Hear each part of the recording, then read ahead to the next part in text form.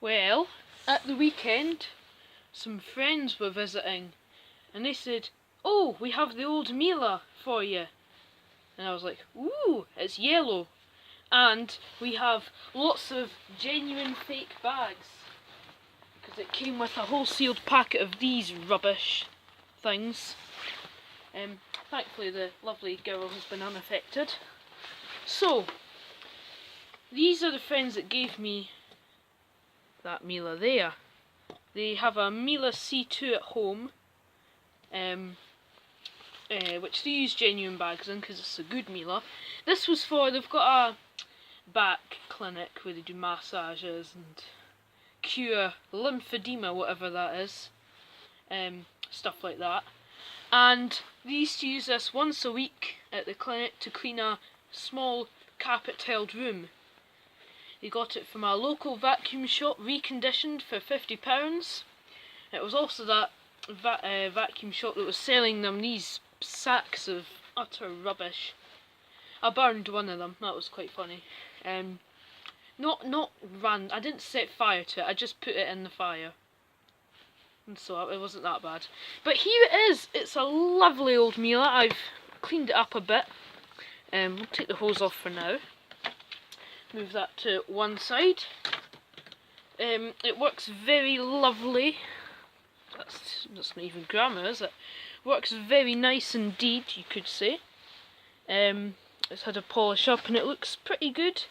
There's quite a lot of scuffing on it, but a lot of that's cleaned off, if this wants to focus. Now this is 20 years old because this is from 1997. Oh, come on. There we are. So it's from 1997 and it is complete. You'll see it's got its two tools there. The upholstery tool. I'll show you them in a minute. We will start at the back of the vacuum. Now the one problem with this is, which is why it's hardly moving, is the wheels are a bit stiff. And after a good clean they're still a wee bit just resistant to moving, so we'll give them a wee oil or something at some point. Here we've got the controls. We have on off and the cable wheel, which works fantastically. I don't think a Dyson could do that after 20 years. We also have our electronic speed control. So it goes from 300 all the way up to 1300 with economy there, and a kind of any position you want. That's kind of fine for doing floors, and economy is good for carpets, and 1300 watts is just overpowered. So next, inside the compartment we have its two tools. Must have been before the time of dusting brushes, but they're older style Miele tools. We have the crevice tool and the upholstery tool, which I quite like this style. Prefer the older ones, not the latest ones where they're kind of I'll show you the one on the S7, but it's kind of stuck behind the cable, but you know what I mean, hopefully. Bag check indicator, that works fine, which I'll show you working. And then the lid's still a bit dusty, but in here is nice and clean. We've got an original Miele FGM bag. Best bags ever, these Miele bags. And then in here we have a genuine pre-motor filter. Didn't have a pre-motor filter in it when I got it, which was slightly concerning. Then we have, now this is a pattern filter. Because I didn't have any air clean filters and I got a sealed packet of bags with it, I just had to use the pattern one. Seems to work okay. But you know, what can you do? One of these days I'll get some more bags and I'll put a new one in. On the back we have our three wheels, which are nothing like what you get now. They're a lot different and they spin okay, but not that great. It's an S2511 and there's something there. That's not a parking slot. There's one parking slot on it, and that is on the front right there. So if we take the floor nozzle, this is quite a quick video. See, floor nozzle will park a little something like that. And the hose fits on. I've got a spare one of these somewhere. Like so, so it's quite a smart Miele. Sorry, there's somebody got a motorbike for Christmas, I think. It's driving me nuts. They've been out every day with it. So, let's have a look at the tools. So we've got our hose, a nice length 360 swivel. It's nice and flexible. And then we have our hose end, very old style hose end. This was stuck on the metal tube. Well, there's two tubes, but it was all stuck on the top tube. But I got it loosened up, and now there's a small drop of oil on each end just to make it smooth. We have tube number 1. This doesn't have a click fit, which is probably why it's stuck. But I think, as far as I can see, it's genuine. Here's the other tube with the click fit. There's an arrow pointing there, and there's an arrow at the top there. Then we have the floor head, and this is one of my favourite new styles of Miele floor head. So we'll pop it on the carpet. 1 second. So here's the floor head. It has the parking bracket to park to the machine, the clicky button, and underneath we have a good metal plate. Got nice, not very worn bristles. I've actually got one of these floor heads somewhere. They did modernise it slightly.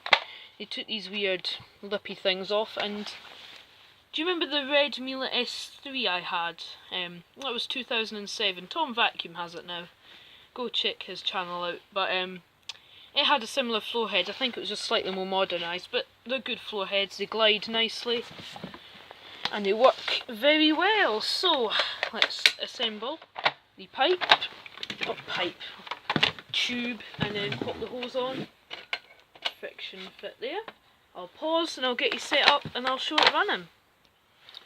So before I start vacuuming, I'll just kind of feel suction. Of course there's a difference between this Miele and a modern Miele, but it's still got very good suction. I'll move the floor head just now and put the vacuum in shot so you can see what setting we've got it on.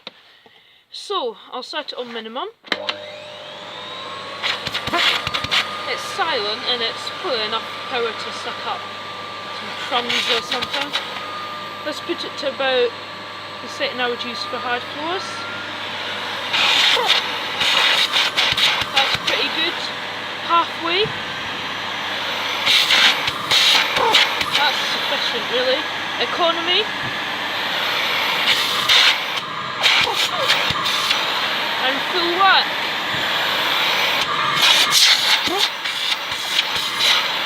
If I shift this round,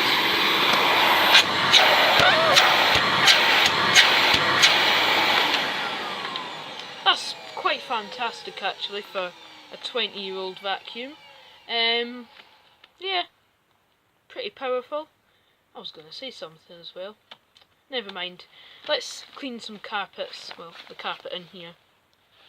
The Miele is now out of shot, and we'll do some carpet cleaning on full power.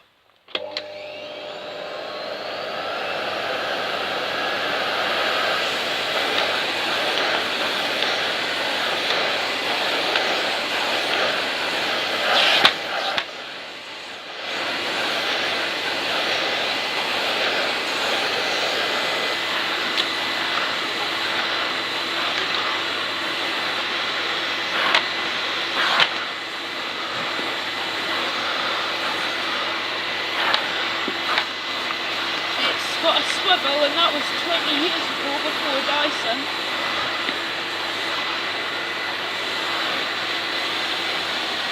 This is economy, so that's quite quiet, and that's about half power, which I find pretty sufficient. And that is of course minimum. So it has a swivel floor head, and the whole vacuum's far more manoeuvrable than a Dyson. So I don't really know why Dyson claimed they were the first to make manoeuvrable vacuums, because I'll show you right now.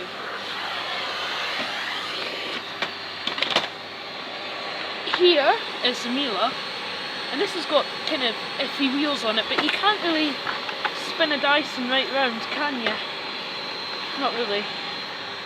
You can see the wheels are all very stiff though, I don't know why. There we are, they loosen up when you kind of use it.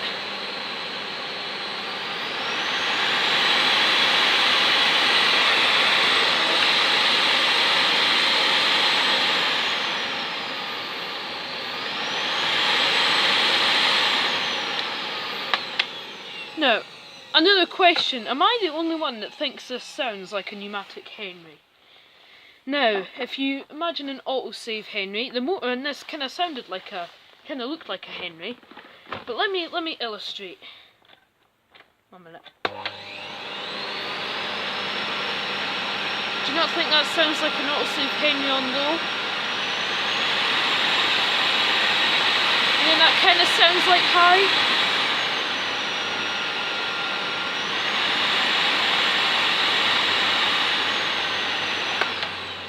I don't know, I just think that sounds really like a Henry. Speaking of a Henry, I'm going to be doing a Henry video soon. On a Henry, funnily enough.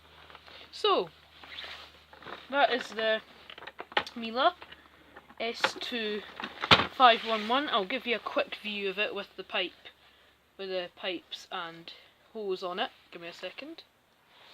Here we are, floating around. So really nice vacuum. I really like it.